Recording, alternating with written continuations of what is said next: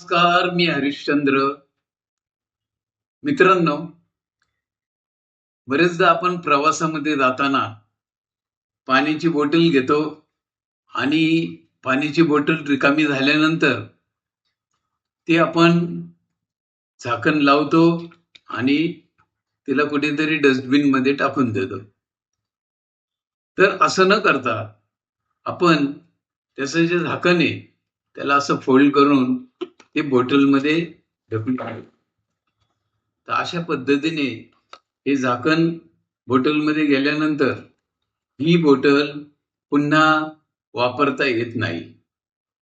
सर्रास आपण ज्या फेकलेल्या बॉटल असतात त्याच्यावर लेबल असतं आणि चांगल्या चांगल्या कंपनीच्या बॉटल असल्यामुळे त्याचा पुन्हा एकदा वापर केला जातो. तर असं होऊ नये म्हणून झाकण आपण आत टाकलं तर तिचा वापर परत होत नाही. तर ही होती आजची स्मार्ट टिप. धन्यवाद.